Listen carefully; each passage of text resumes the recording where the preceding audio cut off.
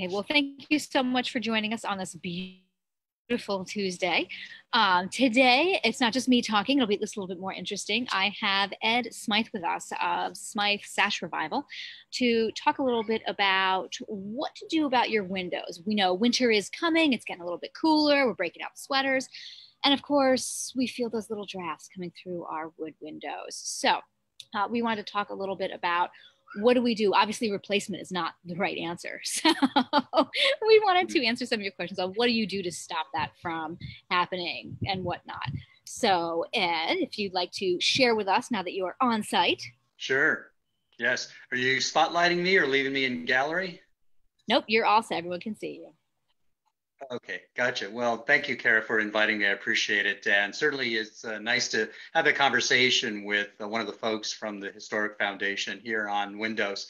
You know, I've often had frequent conversations with the warehouse manager, Tom, about the fact that when people donate their sashes to the warehouse, it's at the point where things are too late. That is they're donating the sashes because they put in replacement windows. And so, you know, Tom has talked about the fact that that's kind of the tail end of anything that people can do when they do have, indeed, original wood windows. So I'm here at a house on Irving Street. The homeowner, Justin, was gracious enough to have me come up here and do this quick Zoom presentation with you folks here. In the middle of the project for Justin on, it was a two-parter. He had Chris Hacker from Alder Artisan reel the Orioles, and I'll show you here. So these take a spin around here. So the Orioles have been rehabbed and updated from the exterior. And then I took the opportunity to do a window revitalization on these Oriole windows here, as well as then two other nearby. In general, we're looking at the fact that original windows were designed as the architectural structure of the original home. That is the building was designed with the idea that the windows would last as long as the rest of the house would, the brickwork, the ceiling, the roof, everything else. So when we're looking at original windows, that unless there's a real issue, that they always can be restored, even if you see them sagging or dipping or a little bit warped. It's always a matter of then just the amount of depth that needs to be done to restore it. But it's no problem at all to get them back to the original condition. One of the benefits mostly is that fact that original windows, like this original wood window here in this Oriole, are made from what we call old growth wood. That is where there was still old growth wood available either in the Northeast for older homes or down south. So it wasn't until the 1910s, 1920s that you got secondary growth wood being put into homes. So one of the things about these kind of windows, they're very durable and they resist a lot of warping and integrity issues. This one here is a completed, and of course, as I swing around, you see then this one's being worked on, where the balance door is, and here's one that's in progress. In brief, is that one of there's probably 2 or 3 key characteristics when people complain of their windows being drafty or not working. Let me swing the camera around. So this one here has been completed. So there's a couple of things that improvements on this. Number one is this part here called the window stop. These typically get out of joint after a while, and people complain that they're feeling a little bit of a rattling issue, which is very common. So the idea then is to take these off, refurbish them if necessary, and then tighten them up. And so that's what we have here. As you see, if I wiggle this window back and forth, it's pretty snug, and that's the intent. Secondarily is then the kind of air that can get through either the jambs or up on top where the meeting rails are. For the jambs here, what I do here in this one is you'll see here this flexible bronze spring. It's called spring bronze. And the idea here is that it's built a little bit like L-shaped, sort of like that. And so what you're doing is you're putting the short end of the L on the inside here and then tacking it on. That, as the name implies, it springs the bronze open like that. And that way, as a sash comes down, it is riding on the edge of that spring bronze, which creates the air seal. And then, of course, it's important to make sure that there's a snug fit here in this bottom part where the bottom rail meets the end of the sill. Up on top, we want to be sure that the two edges are meeting here where the meat rails are. And so this oriel was a little different from others, that they didn't have locks as far as I could tell. You really can put locks on. But the idea of locks is they're going to cinch the two edges tight. That is this part here on the upper sash and this part here on the lower sash. You might have noticed they come together as an angle. So the idea is when the upper sash is fully secure and the bottom sash is in, two angles snug and tight, and the lock then cinches in those two rails. That then helps create then the integrity and eliminates draftiness. Here, there's more element pointed out here. People find is sometimes there's air that comes through this part here, which is called the part bead, and there's a little L-shaped space here. There's a special L-shaped felt weather seal that can be nailed right to that. And in fact, I'll do that for this homeowner when I complete this project. And that completes all then the thickness of the original window. Here now we're near the end of September, so it's difficult to do all this right front, or certainly you're looking to hire some. But what you can do, a couple of simple things to wrap up, is that if you have an older window and feeling some draft this winter, as you decide what to do, you can then put right along the beads of all part here, along here, called rope putty.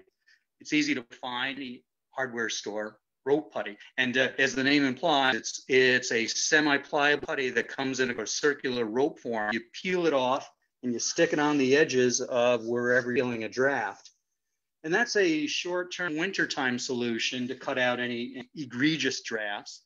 I know sometimes people also those vinyl kits where it's a vinyl where they tape it, or it's an adhesive to put around. So again, for a short-term strategy to keep the heat from coming, or I should say the heat from escaping, to use those kind of strategies. Last thing I'll mention about that is that if you're feeling a lot of draft coming through a window, regardless of what kind of window it is, it's important to understand where that air is coming in and how it's getting pulled in.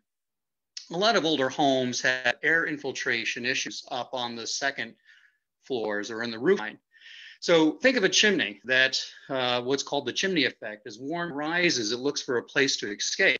And as that warm air rises and escapes, then it's creating a very subtle and persistent pressure difference. Whereas that warm air is rising, it's then allowing cold air to come in. So when people say they feel a draft coming in and the air, they say the air is blowing in. That air, as you know, air has mass. And so the air doesn't blow in, it's actually cold air getting sucked in from warm air escaping somewhere else. So I just want to leave that as an important notion that as much as you then want to investigate what's going on in your insulation, air infiltration, even hiring a weatherization contract to do an investigation and remediation, that'll be just as important cutting drafts as it is tackling your sash. So Cara, that's kind of the quick synopsis. Well, thank you so much, Ed. That was great. Where do you usually source all of your materials? I know you said most hardware stores carry the rope putty. Are there a couple hardware stores that you know carry most of your tools? I know like Glazol and some of the other products that are typically used in window repair can be really hard to find. Oh, okay. So start from the basics. So like rope putty and wind seal, you find that in a hardware store. It's easy, and it's in the weatherization section. It's the place where you can also find the foam weather seal, which I don't recommend because when you put that stuff on, it's twice as hard to peel sticky stuff off. So use that very discreetly.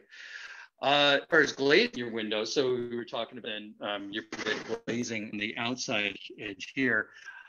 The professional glazing is called Verco. And that can be found online in preservation, specialty online sources. The next one that's useful is called UGL Glazol. And that's a little more difficult to find. You may have to hunt around at the hardware store. Most hardware stores carry DAP 33, which is a latex-based window glazing product. And it's very convenient to use, but it's not as durable as other products. All I would offer is If you're going to use the 33, stay on top of it so it's always primed and painted. And as soon as it starts cracking or chipping, to quickly fix it. Otherwise, if you look for that UGL Glazol, or again, find Sarco online, those are the best choices. Now, we've been talking to a lot of people lately about storm windows, both interior and exterior. Everyone seems to have their preference. Yes. What's your preference? Interior, Right. exterior? Well, as long as it's done with good quality exterior storm and indeed replacing one that's been there, then that's an ideal choice.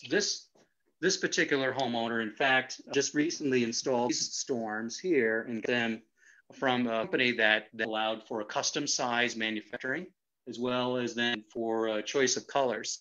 So what he did is then chose an exterior color that matches the color of the oil. So it blends right in. The other feature that's important storm windows to demonstrate that the demarcation of where the upper and lower sash on the storm aligns with your original sashes. So there's no visual break. That's a nice choice. There are companies that offer interior storms. So if one doesn't have exterior storm or doesn't put one on, there are interior storm window companies that can allow you to then put a second layer on and create the same effect without disturbing any aesthetic of what it looks from the outside. Thank you. I know the one thing that people always ask me is, well, exterior storms, like what's kind of the point of them? Because it's easy to take the interior ones on and off. But I always like to point out that exterior storms also protect your windows, especially if you're going through all the trouble of painstakingly restoring them. Exterior storms will actually protect that sash a little bit, and then you don't necessarily need to weather strip the sash as tightly. You can let them breathe a little bit and really weather strip the exterior storms. Yeah. But I mean, there's definitely something to be said for interior storms. They're very frequently cheaper. There's a couple local manufacturers like Advanced Energy Panels that do them and whatnot, which are great. But there's really it's not a right or wrong answer. It's more what's the best fit for your building and what is typically not. Oh, indeed. I always, when people start asking questions, I encourage this. I always offer informed customer is the best customer. And so as long as they understand the options and the differences among those options, it's, as you may point out, it's their choice. There is a small argument to be made for old school manual screens and storms. Someone is motivated. Certainly that has to be for largely, of course, smaller windows with a lot of first floor access. Absolutely. They can be quite awesome. Well, I think that's everything we have for today. This is great. Yeah. If anyone has any questions or whatnot, you can certainly post them in the comment section. I know Ed and I are both on Facebook, at least I am now, unfortunately. So we can certainly answer questions after the fact too, for anyone who's not watching it at this very moment. So thank you so much for joining us, Ed. This was fabulous, wonderful. It's always fun to go out and have field trips, and they're virtual now, but it's something, so we'll take that. So, well, thank you so much. And thank you everyone for joining us. You guys have a wonderful day. Thank you.